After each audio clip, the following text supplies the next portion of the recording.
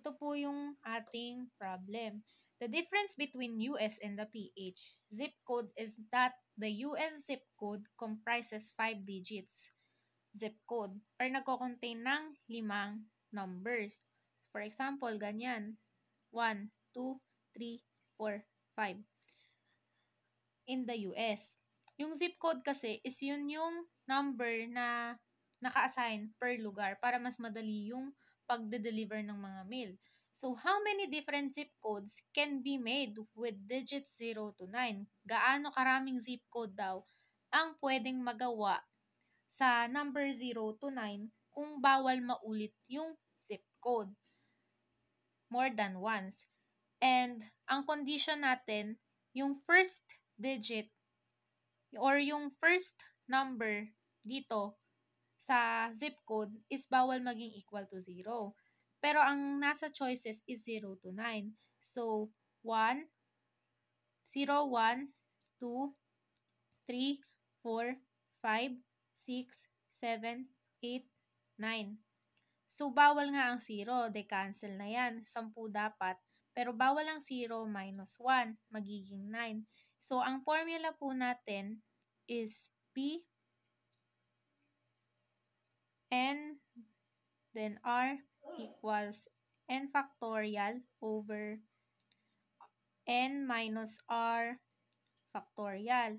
So, magiging 9 po yung nandito. Kaya nilagay sa unahan kasi given na. So, ito yung 5 digit, no? Ito yung 5 digit. So, na-identify po natin na ito na lang yung natira. So, 9 na lang. 9 numbers nang natira instead of 10 kasi nga bawal na yung 0.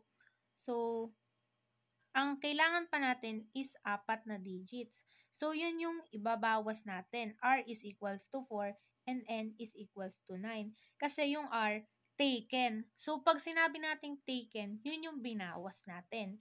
So, lalagay po natin dito yung kanina sa sinulat ni ma'am. 9P N R. So, 9P.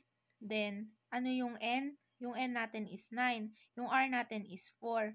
So, equals 9 factorial over, substitution ha, 9 minus 4 factorial.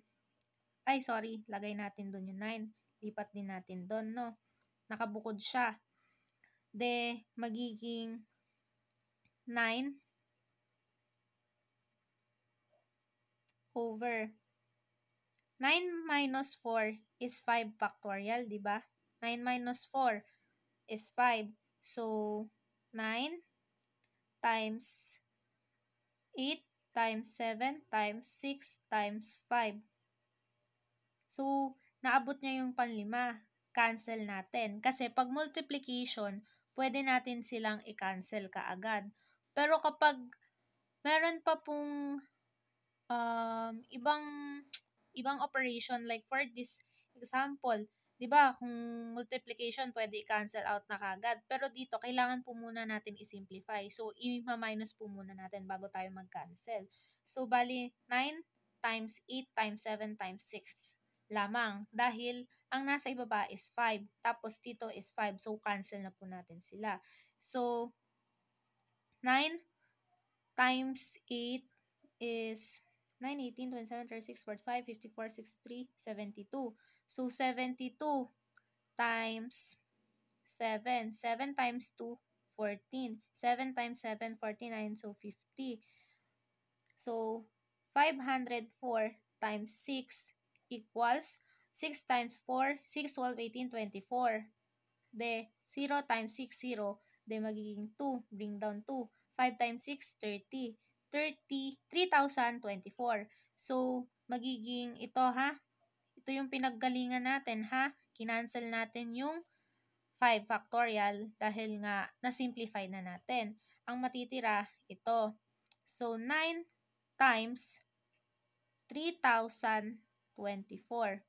Perform natin ng pa-vertical. So, times 9. 9 times 4, 36. 9 times 2, 18, plus 3, 21. 9 times 0, 0, 2. 9 times 3, 27. So, kaya ang magiging answer natin is 27,216. Huy, sorry, magulo ko magpaliwanag, pero sabihin nyo na lang kung mali.